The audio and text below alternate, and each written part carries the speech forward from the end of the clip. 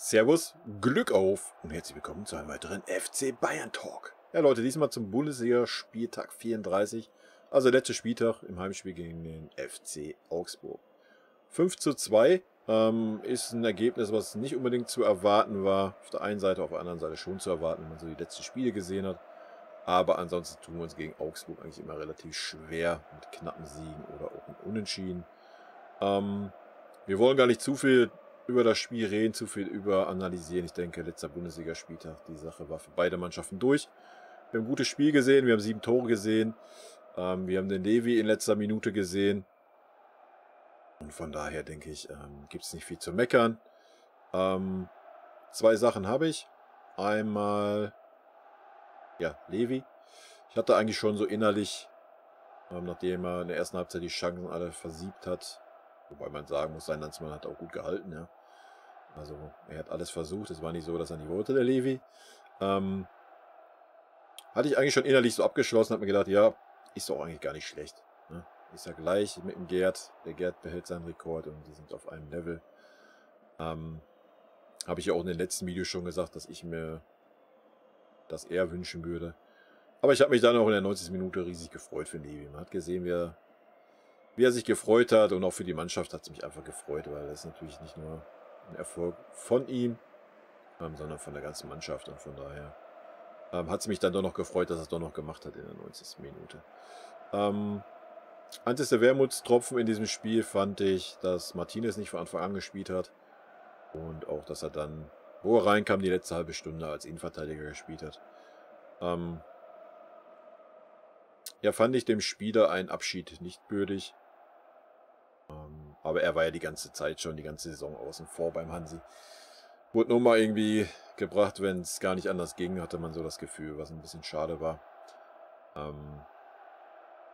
Ich werde Martinez vermissen, ist der einzige, bei dem ich heute eine Träne verdrückt habe, die da verabschiedet wurden. Dass Boateng ein paar Tränen hatte, hat mich ein bisschen gewundert. Ich habe ihn ein bisschen anders eingeschätzt eigentlich. Ja, ist vielleicht so der einzigste Fall, worüber man so ein bisschen streiten könnte, auf die Saison gesehen, ob man da nochmal einen Vertrag gemacht hätte.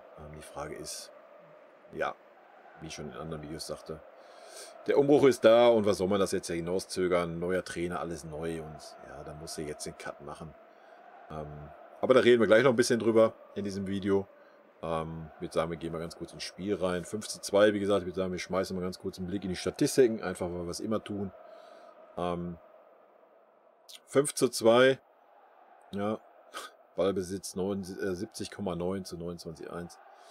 Fouls 6,9, Zweikämpfe 58 zu 42, Schüsse insgesamt 26,9, aufs Tor 14,4. 14 aufs Tor ist schon eine sehr, sehr gute Quote, haben wir selten. Ecken 10,2, die wieder alle ungefährlich waren. Flanken 26,5 ist auch ein sehr guter Wert. Gewonnene Zweikämpfe, Davis 10. Davis war stark heute, auch Offensivaktionen gehabt, hat mir sehr gut gefallen. Lewandowski 8. Levi haben sie halt echt bei jeder Ecke, immer wenn er im Strafraum war immer von 2, 3 Leuten drumherum umgeben. Also nichtsdestotrotz hat er trotzdem 3, 4 gute Chancen gehabt. Erste Halbzeit, muss man auch mal sagen. Pavard, auch 8 gewonnene Zweikämpfe. Pavard war auch sehr stark, fand ich. War wieder eine konstante Leistung. Bei den beiden Gegentoren, ja, sah der Alaba mal nicht so gut aus. Mehr sage ich dazu nicht. Der Martinez sah auch nicht ganz so gut aus. Aber wie ich schon sagte, wir müssen nicht so ein Spiel überanalysieren. Ballkontakte 106 Kimmich, 105 Davis, 90 Pavard. Gefoult wurden, das zählt uns nicht. Schüsse insgesamt Levi 10, Alaba 4, Coman 3. Torschussvorlagen Levi 3, Alaba 2, Coman 2. Ja, man vermisst den Müller hier. Ist man sonst gewohnt. Ja, Müller war vielleicht heute nicht ganz so präsent, obwohl er war schon präsent, aber war nicht so diesen durchschlagenden Offensivaktionen beteiligt, sagen wir es mal so. Nichtsdestotrotz, wie gesagt, ich werde keine Noten verteilen, ich werde das Spiel jetzt nicht überanalysieren. Wie ich jetzt schon zweimal gesagt, ich wiederhole es nochmal. Letzter Bundesligaspieltag, wo es um das Spiel um die goldene Ananas war, es gab eine riesige Verabschiedung vom Spiel und so. Alles gut.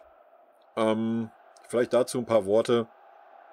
Erstmal ein Dank an Hansi, an Hermann, an das ganze Trainerteam und natürlich auch an Alaba, Boateng und Martinez,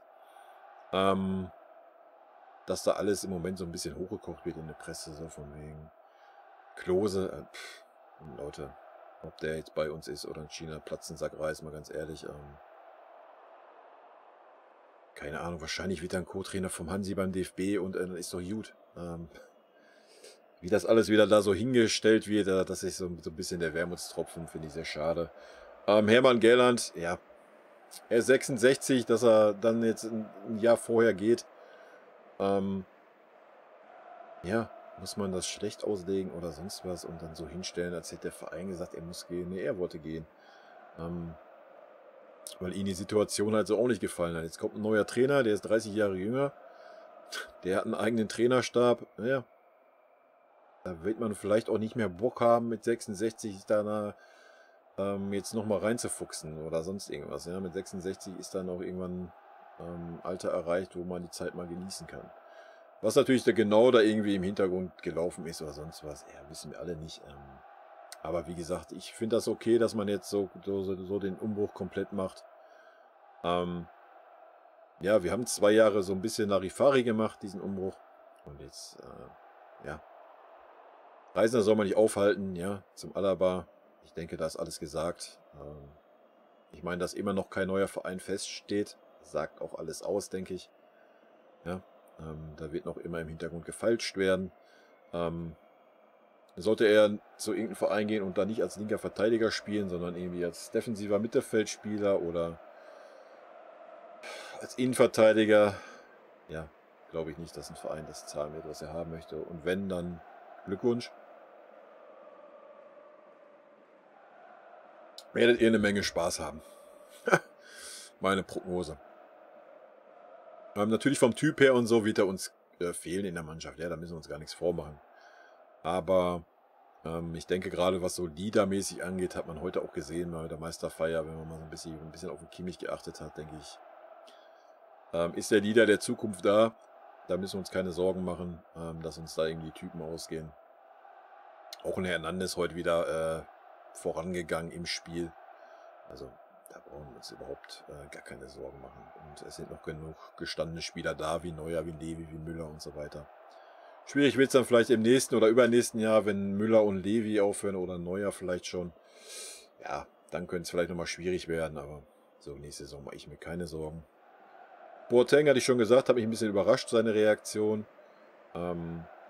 Einfach aufgrund, ja, dass er vor 2 Jahren unbedingt weg wollte und sowas. Da alles versucht hat. Und wie ich schon sagte, ich denke, das wird auch ein Hauptgrund sein, warum der FC Bayern jetzt gesagt hat, ja, dann gehst du jetzt und wir verlängern den Vertrag nicht. Gerade, weil man halt auch einen Upamecano verpflichtet hat. Ja. Fertig. Und wir haben Süle, der noch da ist, ja. Und wir haben Hernandez, wir haben Pavard für Innenverteidiger. Und ja, alles gut. Da müssen wir uns keine Sorgen machen. Auf der Innenverteidigerposition sehe ich keine Probleme. Ja, wir haben da noch 2, 3 Talente hinten dran. Also von daher alles gut. Mache ich mir gar keinen Kopf. Wie ich schon sagte, Martinez, Xavi war so der einzige, wo ich mir eine Träne verdrückt habe. Und ich fand es ein bisschen unwürdig, ihn so zu verabschieden, bin ich ganz ehrlich. Ja, weiß ich nicht. Der Hansi hat sich immer so hingestellt, die ganze Saison über so bla bla bla bla, er ist so einfühlsam und bla bla bla bla. Und ja, warum hat man dann nicht Martinez das letzte Spiel gegeben im Mittelfeld? Ne? Und dann noch gerade gegen Augsburg, wo es ums Nichts geht. Also, keine Ahnung, verstehe ich nicht. Bin ich ganz ehrlich. Aber gut, ist wie es ist, ja, sei mal dahingestellt. Wie ich schon sagte, danke Hansi, danke Trainerteam. Ja, am Ende dieser Saison mit dem, was alles gelaufen ist, ja, muss ich sagen, für mich persönlich das Fazit ziehen, es ist völlig okay, dass Hansi weg ist. Ja.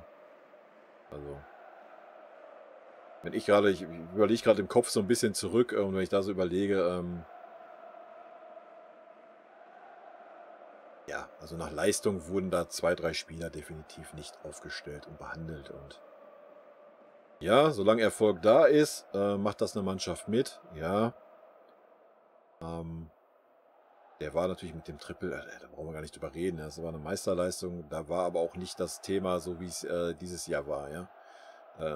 Zumindest haben die, wenn die Spieler da auch schon nicht nach Leistung aufgestellt wurden, da haben sie aber die Leistung gebracht, um das zu rechtfertigen. Ja. Da waren Alaba stark. Da muss man gar nicht drum herum reden. Ja. Und da war auch der eine oder andere stark, der sonst die Saison nicht stark war und trotzdem gespielt hat. Wie gesagt, für mich war das so trotz Reaktion vom Hansi einfach, ja, weil er seinen Willen nicht gekriegt hat.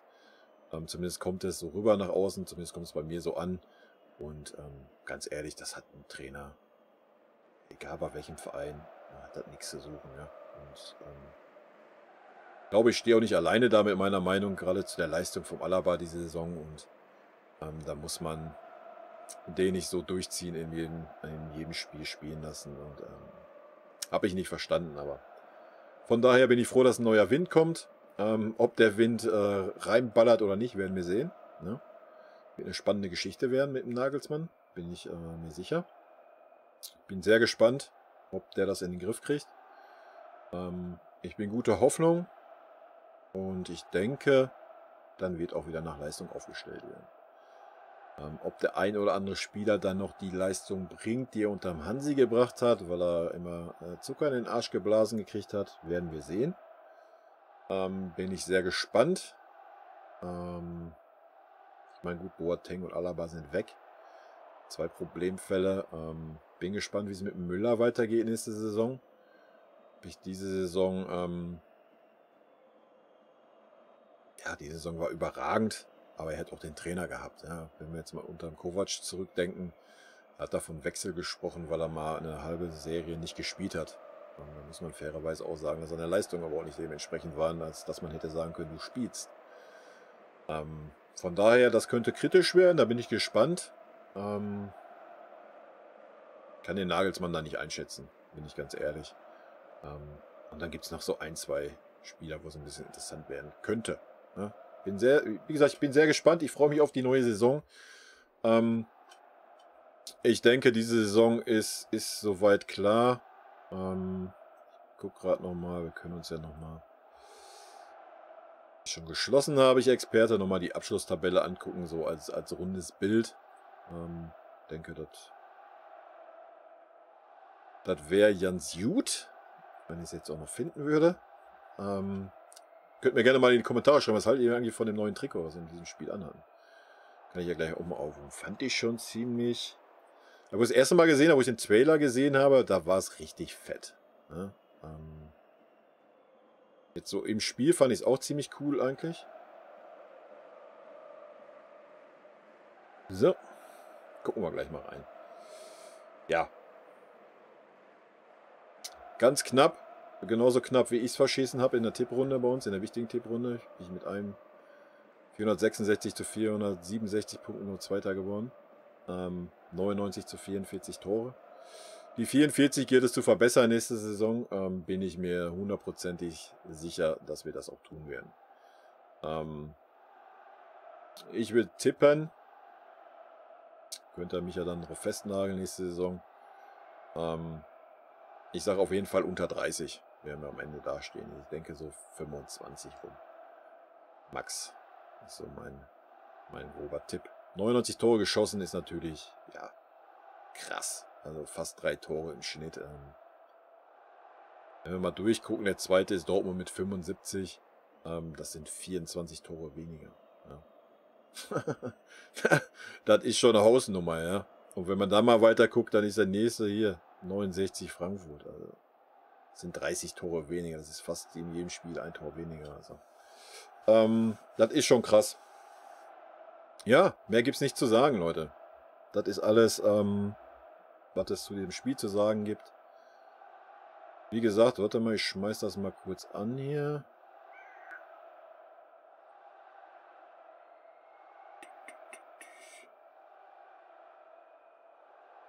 Together in the world.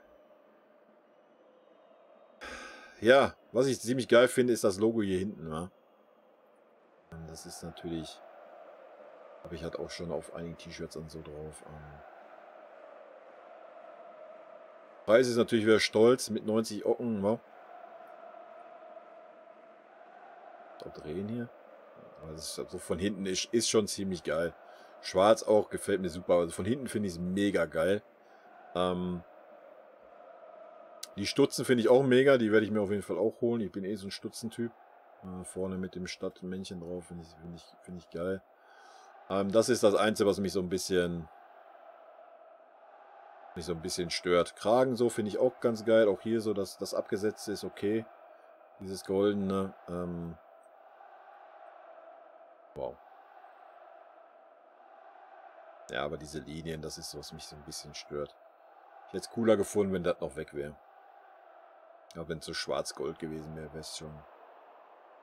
Aber ich denke, ich werde es mir trotzdem gönnen. Ja? Allein wegen der Rückansicht. Ja, man gönnt sich ja sonst nichts, Leute. Mein Gott. Man kann das ja immer dann so verkaufen, weil man unterstützt den Verein halt damit, wenn man da halt mal für ein Trikot 110 € mit Flock und Emblem und so einen Scheiß ausgibt. Da werden die mit Sicherheit nicht wenig dran verdienen. Ja, gut, Leute, das soll es gewesen sein zu dem Bundesligaspieltag. Wie gesagt, ich werde noch 2 Videos jetzt aufnehmen hinten dran. Einmal, wo ich so die Spieler mal analysiere über die Saison gesehen.